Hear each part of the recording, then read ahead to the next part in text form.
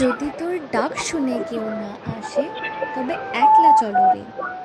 কি ভীষণ রিলেটেবল যে এই গানটা ছিল এই ট্রিপটার আগে, সেটা আমিই জানি।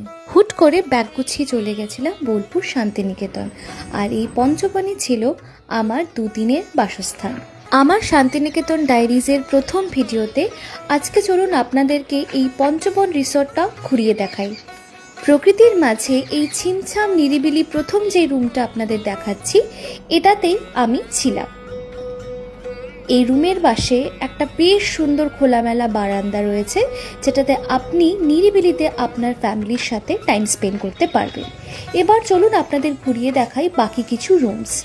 প্রথম যেটা দেখাচ্ছি, এটা একটা মাড হাউস।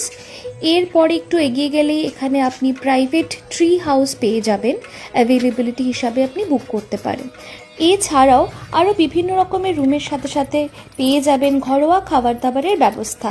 আর এই জায়গাটা হচ্ছে আমার সব থেকে ফেভারিট স্পট। আপনারাও চাইলে ঘুরে যেতে পারেন। আমি কন্ট্যাক্ট নাম্বারটা আপনাদের সাথে শেয়ার করছি। এই সিরিজের বাকি ভিডিওসগুলো খুব তাড়াতাড়ি আসতে চলেছে, তাই ফলো করতে ভুলবেন না। আজকের মতো টাটা, ভালো থাকবেন।